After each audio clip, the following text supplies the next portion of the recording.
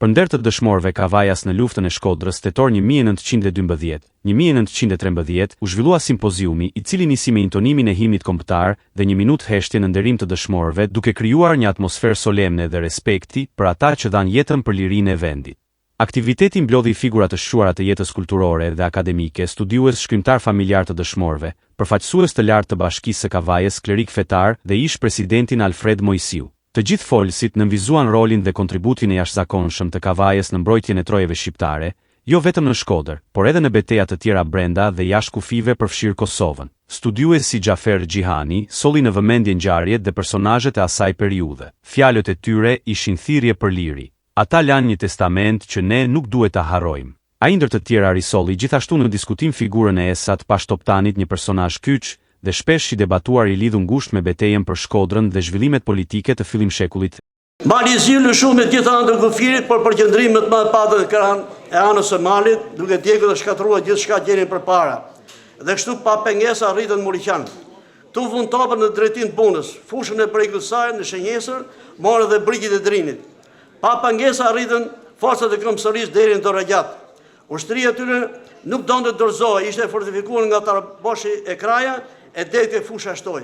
Në Tarabosh u gjendën përballë forcat vullnetarëve të Kavajës. Zhduan që leshe gjatët këtu.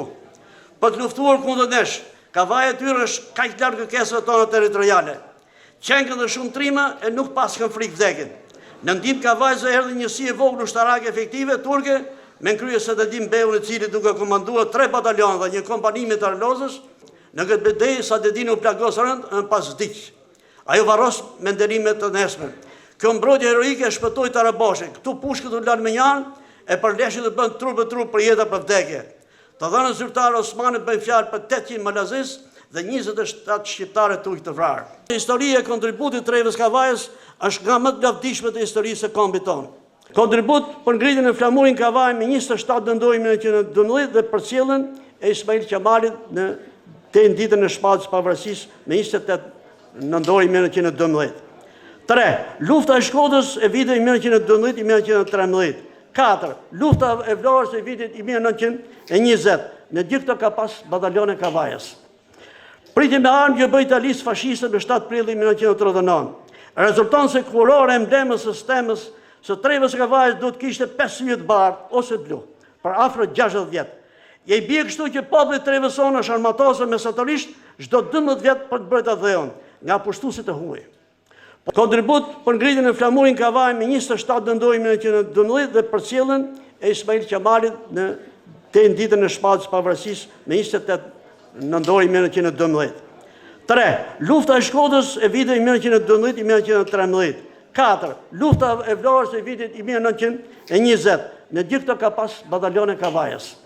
Folësit dhe pjesëmarrësit u shprehen se këto ngjarje duhet të përfshihen në historinë zyrtare të Shqipërisë dhe se për dëshmorët e Kavajës duhen ngritur kulte përkujtimore. Po ashtu ata risollën në audiencë edhe amanetet dhe fjalët e fundit të dëshmorëve, të cilat i konsideruan si thirrje të forta për atë dheun. Kontributi i Kavajës është i shkruar me gjak në historinë e kombit. Ne kujtojmë jo vetëm betejat, por edhe amanetet e të rënëve. Ky është një borxh që brezat e ardhshëm duhet ta nderojnë. Luftëtarët Kavajës ndonë se nuk kishin prinsa dhe specialistë ushtarak, me një shpejtësi të jashtëzakonshme nxorën nga gjeri tyre njerëz të Zot, me veti organizuese, të cilët ditën të vjeshin në rolin e prinsave dhe ta luanin shumë mirë atë rol. Ishte lufta në Shkodër vijante. Tregohet për takimin që pati batalioni Kavajës me oficerin Aslan Xhafa dhe ndihmesën që dhaj për t'i veshur luftëtarët e Kavajës me rroba të reja. Një epope heroike me një përmas mitike, ku 500 luftëtarë vullnetarë të Kavajës, me qefinët përbrez, shkuan për luftë me shqirë, po sjellin një jehon të kësaj lufte dhe qëndrese madhështore në këto pak shpërfaqe të përjetësimit të saj folklorik, historik dhe artistik. Sa herë që është lipsur kontributi i tij për të marrë në dorë fatet e vendit, apo luftën për mos i lëshuar mikut asnjë pëllëntol, ai ka qenë gjithmonë aty, duke sakrifikuar për të mirën e atë dheu. Kjo ndodhi edhe në luftën për mbrojtjen e Shkodrës kundër ushtrive serbo-malazeze.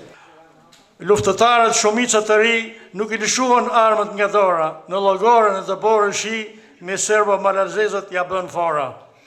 Dalloshin në çdo betejë trimat tanë që leshe gjatë, binin si ortek me armikun të sprovuar në stuhi dhe shtrëngat.